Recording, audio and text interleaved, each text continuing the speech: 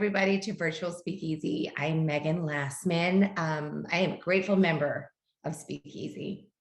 Speakeasy is where we speak easily about the limitless nature of God.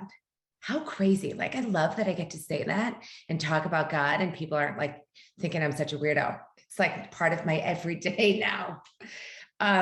We attempt to traverse tough and tender topics in hopes of cultivating a greater understanding and grace. We're a virtual community with a global message, and we invite you to help carry that message. So it's great to be here with you all this morning. Speakeasy is an incubator of awesomeness. I agree. We love making dreams come true and celebrating the very best of who you are capable of being. So I want to give you like a brief overview of our service. We begin with our mission statement that is read by our lovely and dear Sherry Ransom. I love you. And then we follow that by prayer and meditation. And that's going to be done by our Bella Gordon. And then we have the pleasure of once again having our spiritual mother, Maureen Muldoon, come talk to us today more about the bridge to abundance. And then we have conversation, which is like the greatest part of the whole thing. It's the most important part. It's where we invite you all to speak easily, find your voice, share your truth, share your thoughts, awareness, and questions. So we really encourage you to not leave your brains, beliefs, backgrounds at the door. We do not have all the answers, but we love the questions. So that's kind of like the flow of our service. And let's get it started. Good morning. Speakeasy is a diverse and progressive spiritual community sharing a message of love and engaging in conversations that inspire creative expressions and spiritual well-being. We honor the Divine Mother and follow the teachings of A Course in Miracles and the principles of love. We see you as a unique expression of love capable of divine embodiment. Truth is our passion, love is our religion, care is our currency, and peace is our goal. We attempt to speak easily about tough and tender topics so that we can navigate life with greater wisdom and grace. We devote this service to the Divine Mother, to Mary Magdalene, to Jesus, Buddha, to all the names of God, to all saints and enlightened teachers and their teachings, specifically the teachings of A Course in Miracles.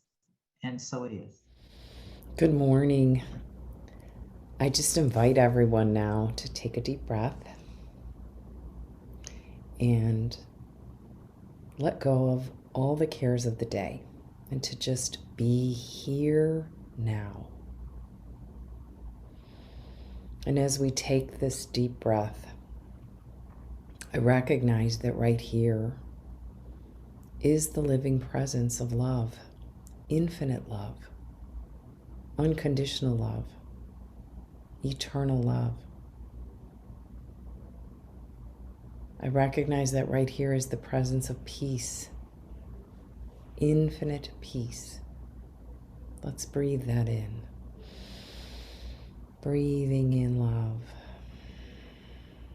breathing in peace. And right here is the presence of joy, absolute joy. Breathing that in. I recognize that we are all one in the living presence of love, of peace, of joy. That right here, the living presence of God is. And it's from this place of oneness that I speak a blessing over our time together today, over Megan, our host, over Maureen, our speaker, over Faye, our musician, over everyone behind the scenes, Joni, Sherry, Regina, Mari, Mia, everyone that has anything to do, and a blessing over each and every one of you that are here, listening and participating. I know that this service, this time, is a bridge to peace, to love, to joy in the midst of the everyday round. And that this is true abundance. And so we breathe this in, we'll go into the stillness for the next minute or so. And in that silence, let yourself walk across that bridge to the love, the peace, the joy, and the abundance that we truly are.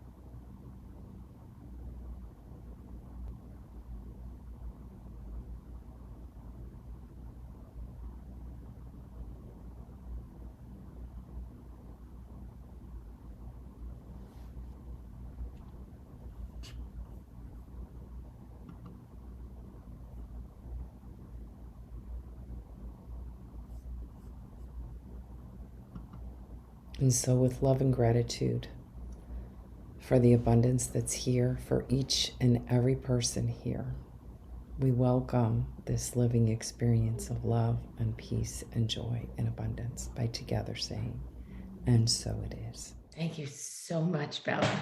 I felt like I just got to slow down with that beautiful prayer and meditation. So, last week, our spiritual mother, Maureen Muldoon, created a conversation about living in abundance. So this week, she's back to talk about the bridges that we will cross to help us heal and reveal a greater good. These 9 bridges or stepping stones are going to help us connect to a deeper God consciousness and assist us in reaching prosperity. So today, Maureen's going to give us a glimpse into how the bridges to abundance create opportunities for expansion where we once only saw lack and limitation. So weaving together, right, the abundance principles from A Course in Miracles, along with like symbolism of building and becoming bridges. This 9-week course is designed to assist us in removing blocks to love and creating pathways to peace and prosperity, which I know I want that. So I am personally so excited to be taking part in this class. So could you please help me welcome our tireless miracle worker and spiritual mother, Maureen Muldoon. Thank you, Megan. Yeah, thank you so much. Thank you, everyone who comes to this community. I'm really grateful just to be a part of the community. And I'm grateful that we're taking the time, 2 months, to talk about this tough and tender topic, which is finances, which we have a lot of scar tissue and shame around. So we get to bring it to the light, you know? I'm grateful for the facilitators of the class. We'll go into the content, and the content was inspired by A Course in Miracles. And when you practice A Course in Miracles, as many people here do, you find that it is actually not a course in getting more, winning friends, or influencing people. And yet, weirdly, that happens despite our best efforts not to have any impact. We end up being positive impacts on the world. And you may think hearing that, like, that might just be my experience, but when it comes to love, there's nothing personal. There's nothing personal about love. Love is an impersonal energy that is available to everyone. And that's the thing that we fear the most, more than anything else, because if I can't use these concepts to harm myself, then who will I be? And that is the bigger question. Who are we really here to be?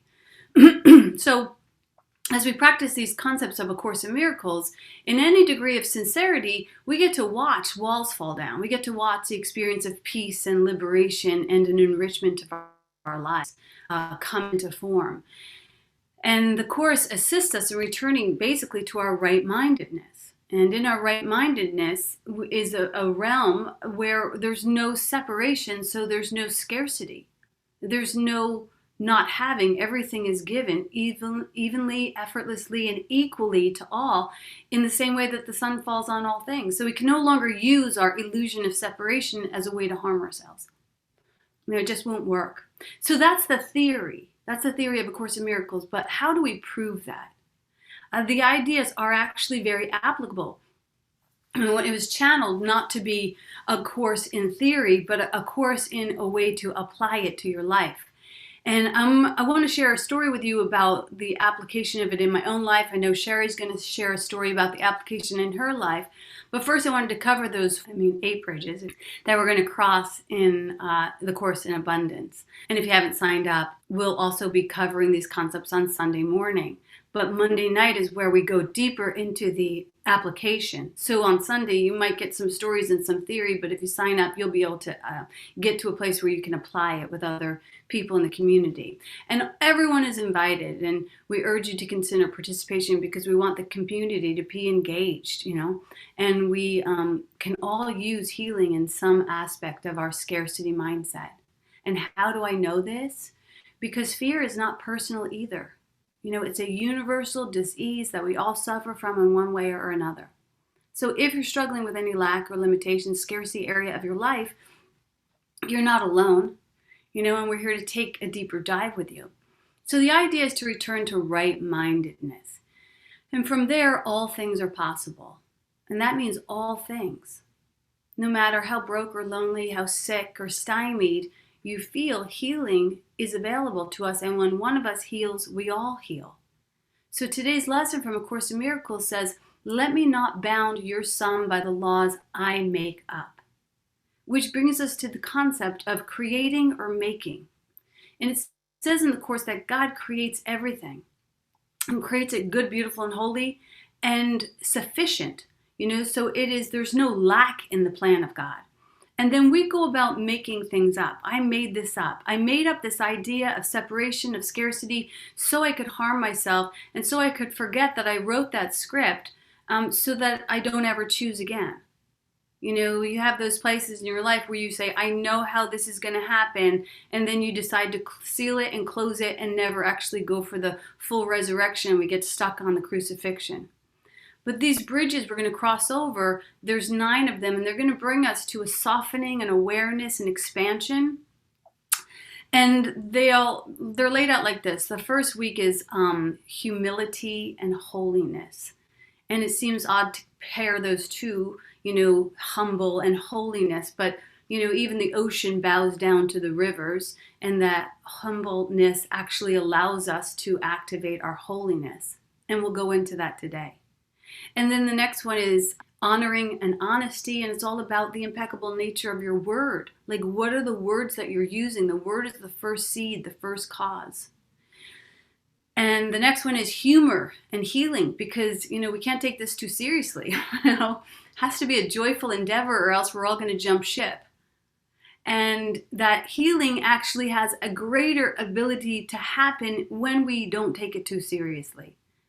And that's the beautiful thing. When we take our cancer seriously, we hold on to them, we say, I have cancer.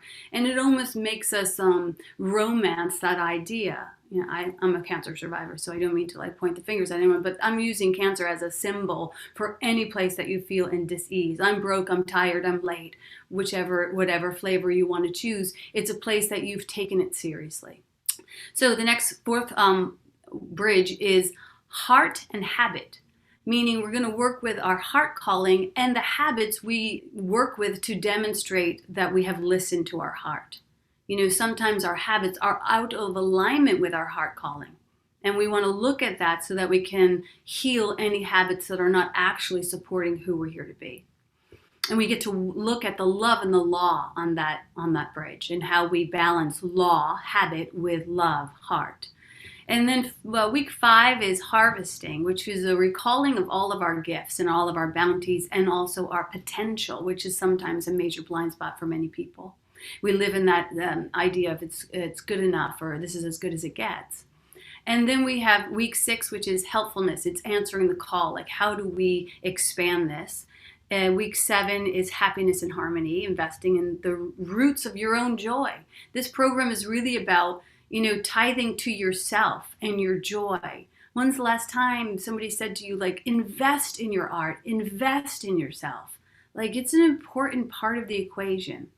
And then the harmony, to recognize how can we be in harmony with other creatives, other activists, other everyday angels, so that we can, cause a greater shift in our experience. So that is happiness and harmony.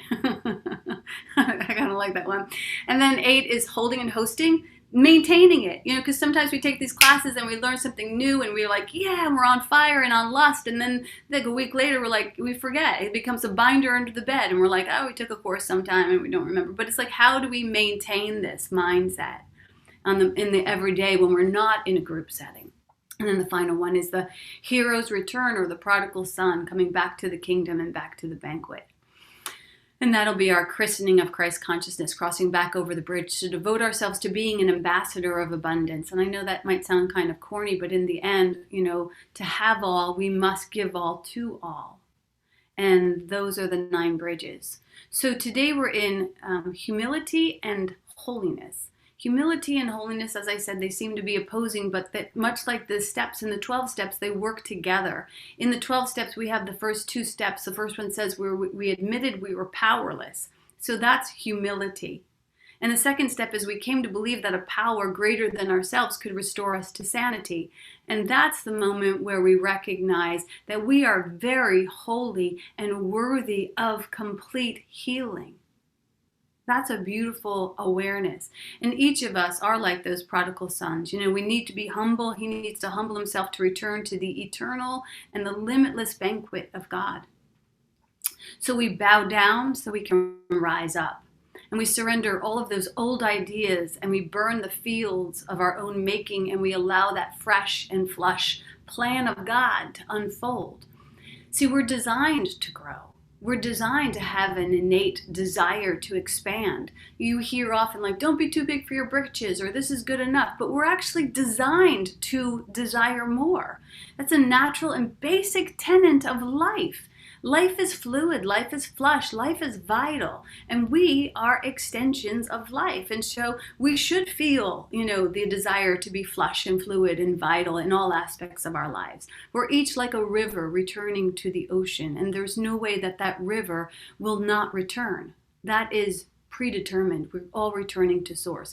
But we can dam ourselves along the way. That's the bad news. We can damn ourselves and hold ourselves off. But here's the good news. Only you can damn yourself. Nobody else can damn you. And God has never damned you.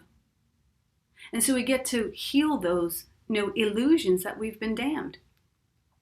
So if you feel like you're damned, closed off in any area of your life, you're the author of that, unfortunately. And if you like, you can pass the pen back to God, and you can have a more humble and helped version of yourself as you navigate these bridges. So lesson 93 from today says to us, why would you not be overjoyed to be assured that all the evil that you think you did or ever occurred was ever done, and all that your sins are nothing, that you are as pure and holy as you were created, and that light and joy and peace abide in you. That's the aspect of ourselves we're waking up to. Your image of yourself cannot withstand the will of God. You think that this is death, but it's life. You think you are destroyed, but you're saved. You are what God created, not what you made up. And one will bring you to heaven, and the other will bring you to hell. So the first bridge is not just about bowing down, but it's about rising up. We're no different from that chick that wants to peck its way out of the egg, out of the confines of its smallness, urging itself for a greater life. We're no different than those wildflowers that want to take over the whole garden bed. There is an urge for greater life. We're no different than the spectrum of the infinite, unending colors that autumn displays in the fall. There's an urging, a greater display for life. That's us. We are destined and designed to expand and express and thrive and extend. This is a holy yearning to want to expand and express and experience more. And I know that that's been polluted.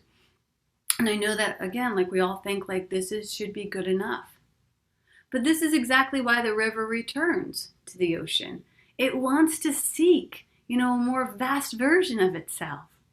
It's the essence of life to reach to the cusp of its knowing and then still step forward. This is fearlessness. And it comes after forgiveness. So since you've been doing all this forgiveness work, you have restored to yourself a whole bunch of energy. And with that energy, you get to move forward in fearless directions that kind of make you shake in your boots. But you're like, I'm doing this. I recently took a stand-up comedy class. Oh my God. It was like, what? It was really scary. But on the other side of that fear was so much fun. I love laughing. And I was like, why not? Where are those places that you're like not allowing yourself to live in your joy? So, fun is our function, according to A Course in Miracles. It's naturally authored by God, in the same way that the chick needs to fly and the flowers need to expand and the fall needs to express. Like, this is us too. Those are joyful expressions. So we are the same as that. Within us all not only lives the capacity for greater good, but also the desire to fulfill that pre-authored expression of ourselves.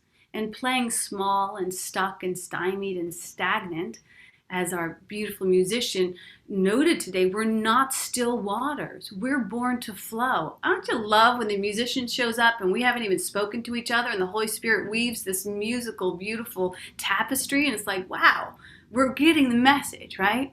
So life shows us that with the chick and the flower and the spectrum of color cannot be contained in a shell or a flower bed or a season. And these are the original containers, but they're not designed rather to confine. They're there to confirm, to be the catalyst, the springboard for greater life. This is your truth about money, about romance, about health. You're designed to not just survive in these little places, but to thrive, to fall and flow over yourself. And your container is your consciousness. Your container is your consciousness.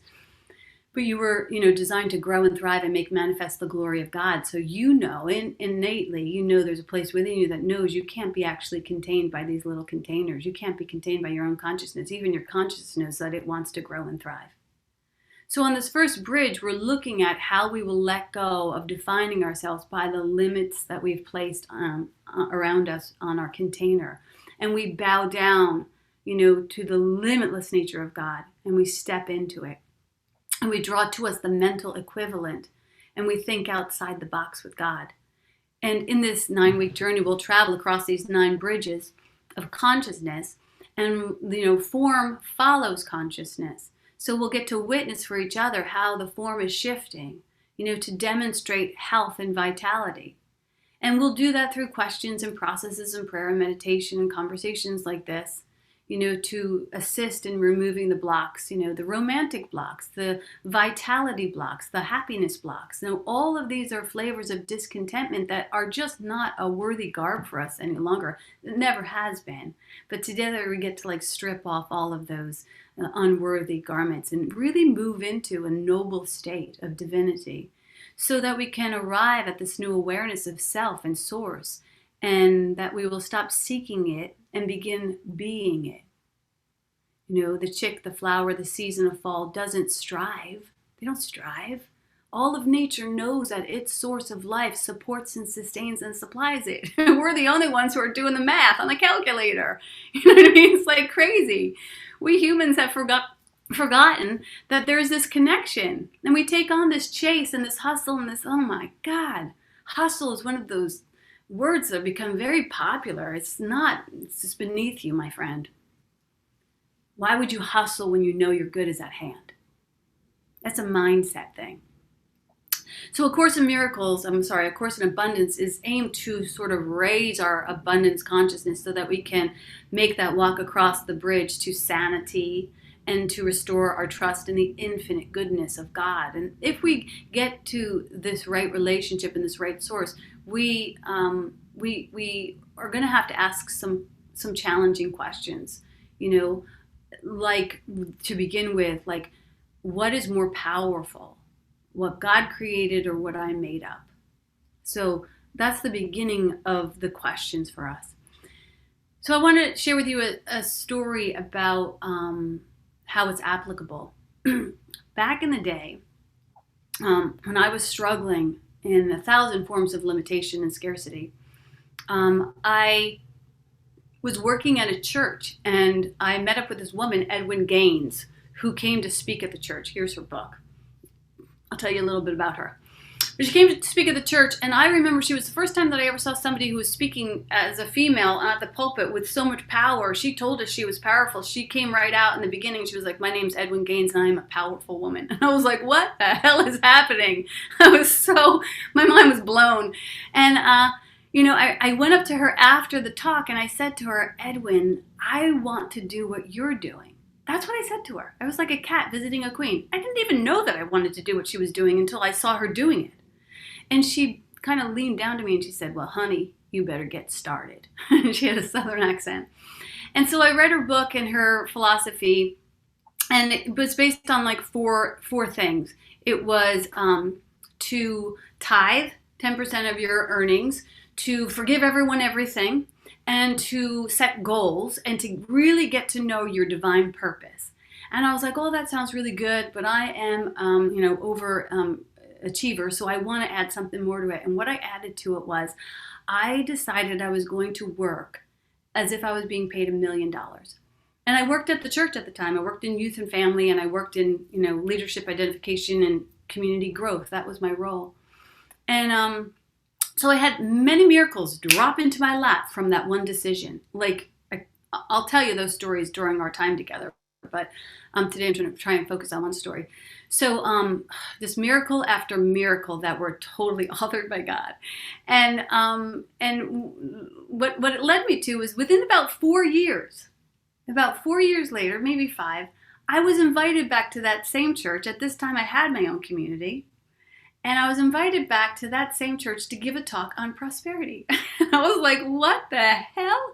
And to be honest with you, at that time, I wasn't completely healed in regards to prosperity. I was not. In fact, I was thinking, Jesus, like, I'm going to have to talk about prosperity. I better get my ducks in a row. And I had made many great strides, but I still had some healing to do. And I remember the woman who booked me called, and she said, "We're going to pay you $250 for these talks.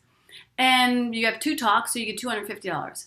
And she hung up the phone, and I thought to myself, I would like to be paid much more than that. I had been paid $2,000 to give talks before, and I knew that this community had a bigger budget, and it was just a feeling in me like, what would it feel like if I was paid more? And my internal teacher invited me into a contemplation about that, since I was going to teach about prosperity. And the question was, what would you like to get paid? And I sat with that, and I just felt into it. I was like, I would like to get paid $2,000 for this talk. That seems fair.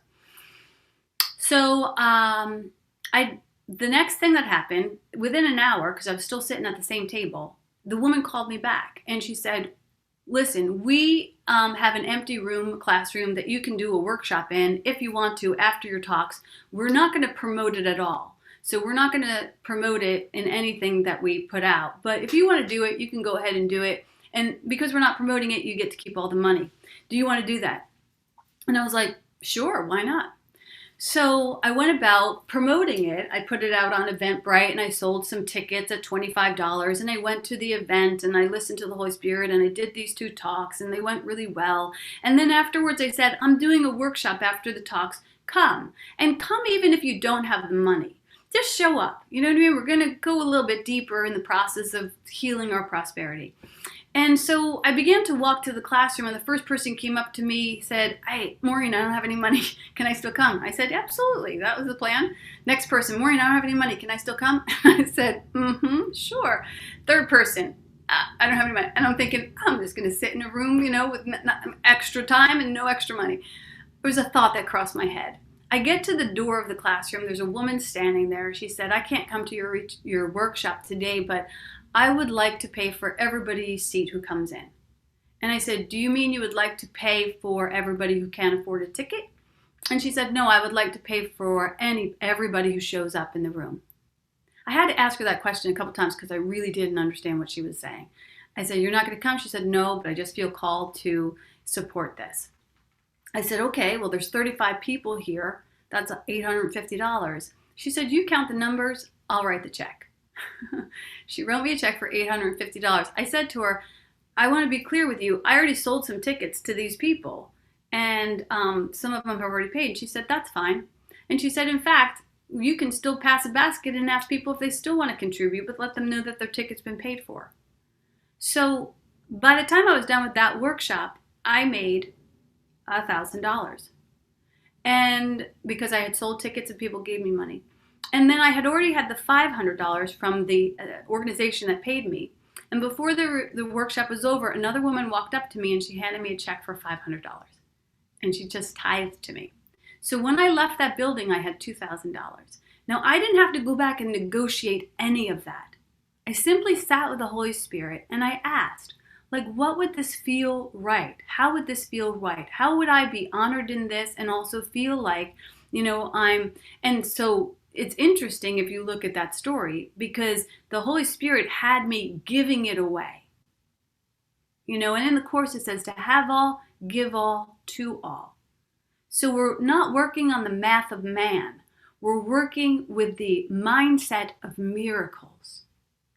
Now, I don't want to, tell you that I'm pulling rabbits out of the hat because that was a story and I believe that it happened in that way so that I could share it with you. It wasn't just to benefit me, but to really invite people into like the miraculous nature of the generosity of God. And I know that you have also experienced this. In fact, I heard Mia sharing just yesterday about how this extravagant offering came to her. So I know it's not special, but we don't always hear these stories. We're more apt to fall into the deep crevice of lack and limitation. And so we want to begin to bring ourselves up and out of that by sharing the stories that are in alignment with the truth of who you really are. And I heard another story like that, and I want to pass it to Sherry, who's going to share that story. I was sharing with Maureen yesterday or the day before a story about the day that I stopped living in scarcity. I mean, all scarcity for around money and lots of other things stopped. And it was back in the 1980s. And a friend invited me to go to take a trip to Jamaica because another friend had dropped out. So the whole trip cost $389. I will never forget that. $389. That was air flight, hotel. This is the 1980s, going to Montego Bay. I wanted to go so badly, but I didn't tell her no. And I did not believe at that moment that I could afford it because I was making less than $25,000 a year. And I had 2 children to take care of. And I just believed that I lived in scarcity. But it just didn't, it felt like it was something that I needed to do. So the next day, my car broke down, just completely broke down. And I had to take it to a shop. And so now I was in a little bit of a tizzy about, how am I going to pay for my car? Well, when I went to get my car out of the shop, it was $389 exactly. So I paid it. And then it was such a coincidence that it was the same amount of money that I paid attention. And for the next month, I didn't miss my rent. I didn't miss anything. And it made me realize that all the time that I had ever had my car break down, when I took it to the shop, it never deprived me of my bills. And that's when I started to realize that God was my source. And so then the very first opportunity I had, I went back to my friend. I took the trip to Jamaica. It was wonderful. I never missed anything. Nothing ever happened. I totally believe that God was my source. God was my source. I didn't go back and try to find out where every dime was coming from. Every bill was made. And I realized from talking to friends that if you look in your own life, you have situations like that were emergencies, that you took care of things, especially car repairs, and things still worked out. So from that point forward, I knew God was my source. And I never went back to scarcity thinking or scarcity belief from that point forward. But you did go back to Jamaica. I went back to Jamaica 6 weeks later. I didn't believe I could go once, and I went back 6 weeks later. So Yeah. God is our source. That was the whole situation came up to teach me that. Thank God I got the lesson, because I never lived in scarcity thought again. And 20 years later, I decided out of the blue that I was going to be a guest on the Oprah Winfrey show. And a month later, I was sitting on her stage. So, how?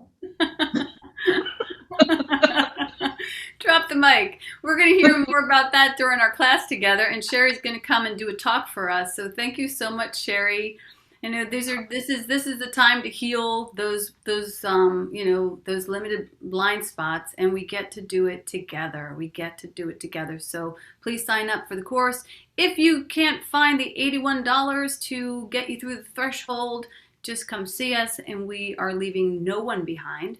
And I'm sure there's people in our community who want to show up and write a check, just like that lady did the last time. I wouldn't put it past us. But in the meantime, I'll pass it back to you. Oh my God, Maureen. I mean, look, I was just like writing as fast as I could because there was so much.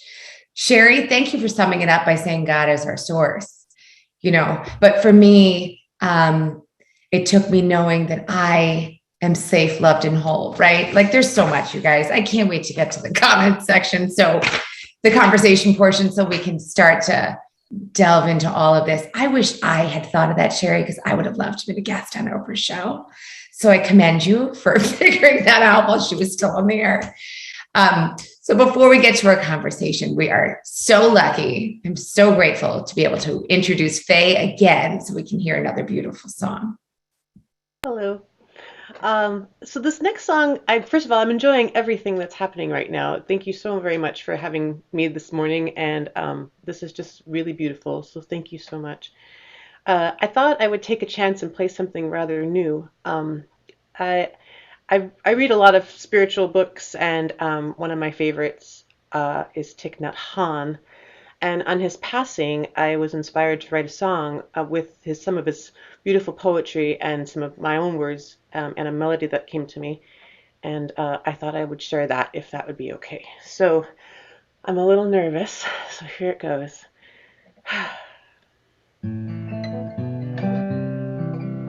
It's called Possibilities.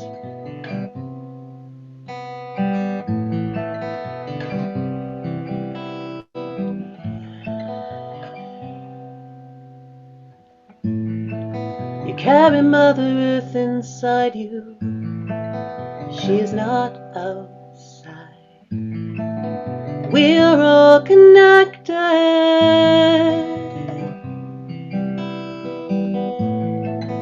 No mud, no lotus. You have to get dirty to grow.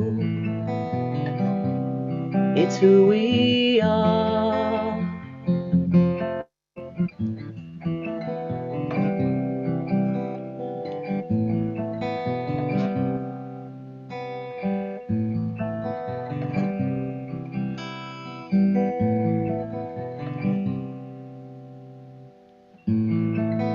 You're a child of the sun. Your light runs deep. Your smile makes this world beautiful. We bloom, we die, we bloom again. Just possibilities, just possibilities.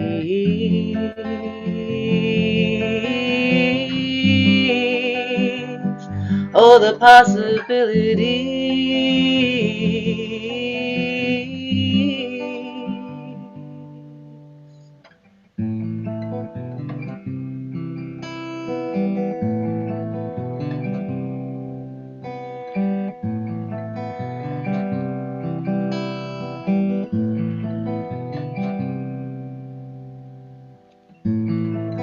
We've been running all our lives. It's time to let go.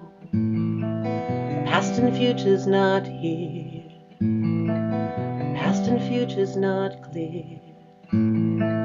Smile and breathe. Just take it slow. Just take it slow. Your heart will know.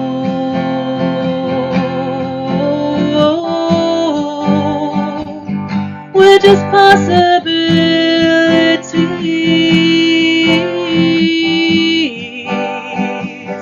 All the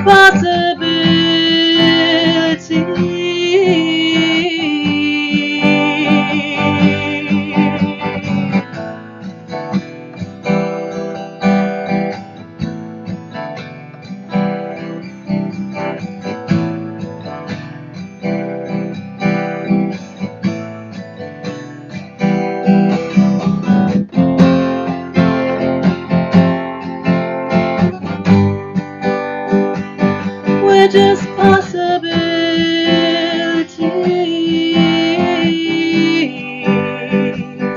All the possibilities.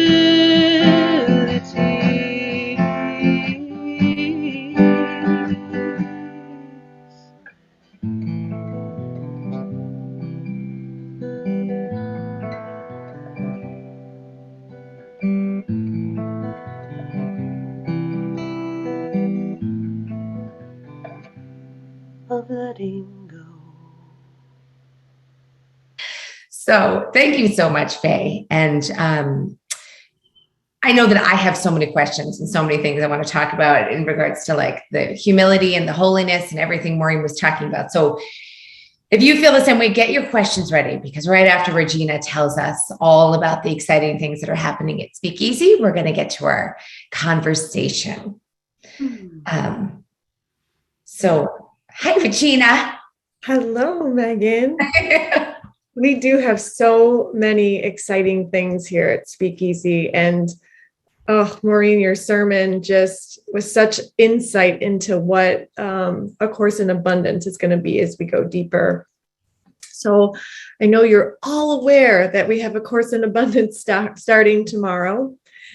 And there will be a sign-up link in the chat. I really hope that you consider joining us, because I just know that there is just going to be so many breakthroughs in our thoughts and our thinking about scarcity. And behind that scarcity thinking is going to be a world of abundance for all of us. So please, please join us. In addition to that, into A Course in Abundance, we also are going to have a conversation on Thursdays. And the intention of this conversation, it's at 10 a.m., is to assist and support everyone in our abundance consciousness who is participating in A Course in Abundance. So it'll be a daily practice of giving with intention, feeling our feelings, and staying in the flow of circulation. And we'll be doing some journaling practices. And we encourage you to do it because what we focus on increases. So there is that support system in place. Today, we have detox chair yoga with Stephanie Congo. And I'm not going to say too much because I'm going to actually invite her in to talk about that. But it is part of our sacred movement practice. And if you're not familiar with sacred movement, we have daily classes Monday through Saturday. And we just added the Saturday class. It's just grown. They're at 7:30 a.m. Central Time, and they consist of yoga and karate and dance and now Tai Chi, and there's meditation and breathing. And our intention is just to bring movement and breath and health and wellness into all of our lives. So if you haven't ever joined us, I encourage you to sign up. Each morning, you'll get a love note and a link to participate, and it's all free. It's such a beautiful offering. And then for the rest of the week, we still have our daily evening prayer and meditation for peace. The parenting salon is tonight at 7 p.m. Central Time. And then we have our ongoing practices with the ACIM text studies, 12-step to miracles, and everything else that's in our calendar. You can check out at speakeasyspiritualcommunity.com. And I just want to say that none of this is possible without your generous donations. We have so many amazing, abundant offerings here. And teachers that just show up and give from their time and talent. So we also invite you to click on our giving link.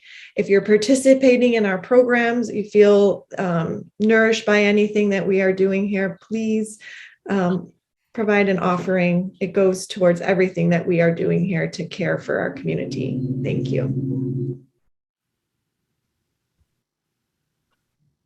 Thank you, Regina. Okay, so now is the time for community conversation. It's always my favorite part. And this is where we invite you to speak easily, find your voice, share your truth, your thoughts, inspirations, and questions. I just wanted to say, Maureen, out of like this crazy scribbling of all this stuff, I loved it all. I heard you. I know the first bridge is humility and holiness. And so I kind of heard you talking about root to rise, which reminded me of the root chakra, which I'm just educating myself on the whole chakra system. But what I understand it to be is like, do I belong here? Am I safe? Right? There's a sense of like safety and belonging. And so I heard you talk about like who we really want to be here. And I think that if I can rest in my safety, in my holiness, I can find a lot more humility. You know, I feel like I'm not trying to prove myself to everybody. That was just something that really stuck out to me. And then you made me cry because you talked about the stories that we have told ourselves for so long, you know? Yeah. The beliefs I've had about myself, like all the shit I've done doesn't have to define who I am. Yeah, I know. It's okay though, because we've all done it and we're all healing from it and waking up from it. And, you know, and the just like, the yoga teacher was just talking about, Stephanie Congo was talking about like clearing the meridians, like tears clear, they kind of clear that energy. And it like lets us know like, this is past, this is melting, like I'm honoring it and I'm arriving at the new shores. So, you know, there's going to be tears. Tears. Already happening. Yeah, and it's okay. It's okay. And, you know, God has held inviolate all that is for us. That's the beautiful thing, you know? So don't be surprised if you find yourself in places and you're blown away by the extravagant nature of God. As you begin to, you know, like, don't be surprised by that, because all of that is held inviolate. Like it didn't go anywhere. You're the one that damned it. I'm the one that damned it, which is incredible because I think I have several layers of dams. You know what I mean? So it's like, we got to make it all the way back. That's a beautiful word and I have no idea what it means. What? Inviolate. It means untouched. Okay. It means unviolated. Oh, okay. Yeah, and we see it like once or twice in A Course in Miracles, and that's the reason I know that word. Okay, and all of us stumble over it because we don't even know how to pronounce it. Exactly. So I was going to say, let's invite everybody into the conversation, please. Okay. Well, my question is for you, Maureen, about this story with you wanting the $2,000 from being a speaker. But I was expecting you to say like you went to them to ask for it. But how did you, it seems like you just sat in a space. Like, how did you do that? Because my first inclination is you call them back and you go and you take action. Yeah. How do you just sit and wait for it? Because I just get all like, ugh. Yeah, it's a great question. And listen, if you're guided to make the phone call, then you make the phone call. If you're guided to sit in the web of your consciousness and allow it to come to you, then you do that. So there's no wrong way. It's not like we're only going to, step into our healing from, non-action. Sometimes taking action is the ritual required to kind of excavate within us. Like, I really do want this. So that's what I'd say about that is like, just notice if you're calling out of fear or if you're calling out of love. If you're sitting out of fear or you're sitting out of love. If you're sitting in fear, then then take some action. If you're calling out of fear, then like hang up the phone. So it's not about what you do, it's from what consciousness, what mindset you do it from. Does that make sense? It's Yeah. like, am I acting from a place of peace? Or what's more familiar to me is like that impulsivity of like, I got to do something, and then I know that it's me trying to control the situation.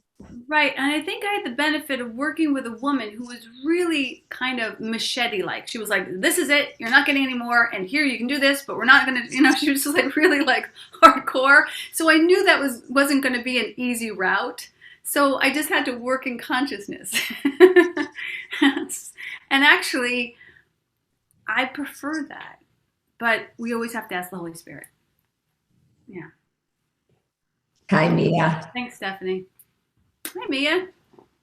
You heard a bit of this story yesterday, but I'm going to tell it anyway. It was about 10 days ago, I'd say, that I got up in the morning, and it was actually as I was leaving the house going out the door, I just said to myself, God is the source of all my good, and I am willing to receive what's mine today. That was it. Just said it and let it go. And I went about my day, and nothing major happened except for my mum said, I owe you a tenner out of the blue. And I was like, do you? And she said, yeah. And, so this tenner. So that was I was kind of smiling, and I said, oh, there's some good. And then I came home that evening, and my daughter was expecting a package, our packages get left out in our shed. And she came in from the shed, and she had this massive bouquet of flowers, I'd say worth about €200, huge.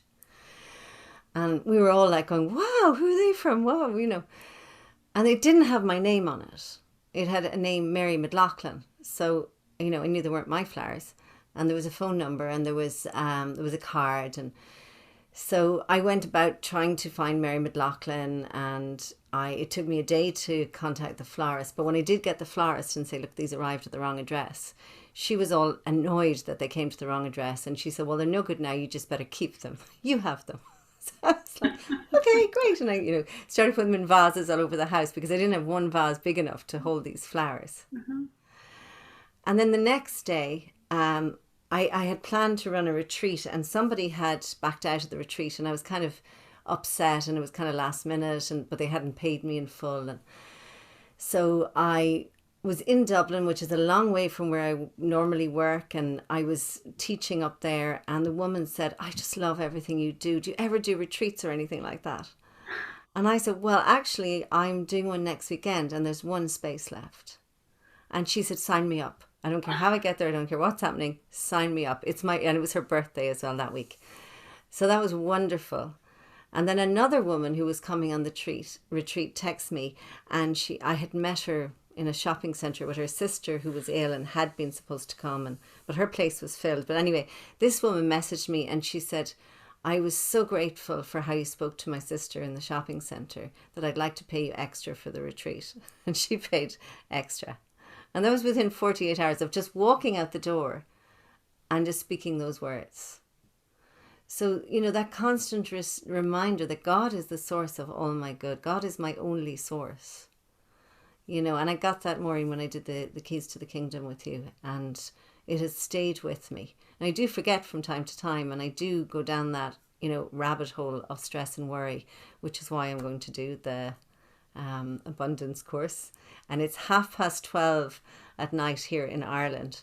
But when you really want to step into something, the Holy Spirit will carry you through it. I've done it before in the middle of the night, so I'm going to do it again. Did do it before, and she'll probably be teaching it over in Ireland before long, in September. Yeah. So, great. Wonderful. Love it. Love it, love it, love it. An amazing status update by Barb. Thank you. Yeah. Yeah. Well, and I want to also just iterate, Faye, what a gorgeous voice. The voice of an angel. Thank you. I was just feeling the medicine of your music. Thank you. You're so kind. I just wanted to bring to the conversation, that moment, Maureen, in your story where it's like, I want to make $2,000, and you've got this person who's like a machete, like this is how it's going to be, and that's it. And there's kind of this moment of awakening to this idea of like, okay, that person who's making those decisions about money for this talk is not my source. It's my my relationship with life itself, with God, with the universe, whatever words you want to put there. And that is such a powerful shifting point to reclaim your sense of prosperity or well-being from any experience or anything in the world of form to that relationship, and getting to a place of trusting that, having faith in it. I just was wondering what you have to say about that moment when people butt up against, well, I want more money, and trying to get into it and like, let's go at it here versus no, I trust my source. Yeah, this course is not just about money, of course. It's about like a mindset that supports you in recognizing, abundance in all ways. And so if you are in that scarcity mindset, you're going to have a lot of angles. It's going to be like, oh, can't get it here, can't get it there, can't get it. But if you move into an abundance mindset, it doesn't matter if I had made that money even from that talk. I know my worth, and I have to know that in order for it to echo in the world. And so it might have come back a month or two later, but in this particular example, it was like right there. You know what I mean? I was like, this is what your consciousness is holding. You have nothing to block this. You have demonstrated this. You have mental equivalent to this. But I didn't, to be honest with you, I didn't even think it that much further. I just let myself know that even though the world doesn't know what my value is, that I can know what my value is. And from that knowing, form follows consciousness. So it is interesting because we've all had classrooms where somebody owes us money and we're chasing them down the block with our hair on fire and they're never going to pay, and we let it go. We forgive that scarcity mindset, and then it returns to us, in the mail or in a lotto or some other way. And it's like, right, they're not my source, and anytime that I think that I'm going to be judged by your consciousness, I'll end up in victim mode. Because I'm giving my power to you, so I'm only limited by the limitations of God, right? You're only limited by the limitations of God and the ones that you have agreed to, Well, there's no limitations in God. We're here to be in the conversation. Right, so we are limitless nature. Yeah. Right? So all of these limitations are places that this is my comfort zone. Yeah, I just thought it was important to talk about that moment, so thanks for that. We can know that we're divinely sourced and supplied. Mm-hmm. And when we rest in that, right? Mm-hmm. Rest in that knowing. Like look at Mother Teresa, look at Jesus Christ. Like they didn't want for anything. You know what I mean? They went into houses and everybody like bowed down, brought in baskets of fish and bread. If I could live on fish and bread, I'd be really happy. Smoked fish, fresh baked bread. Regina, you want to share? Yeah, on two things actually. That $1 million mindset. I remember adopting that mindset a few years ago, and I was a yoga teacher. I am a yoga teacher. At the time, I was, was making scraps. Wasn't getting paid a lot as a yoga teacher. Anyway, that's not my point. The point is that I adopted the mindset that I was a millionaire. Like I had this millionaire mindset.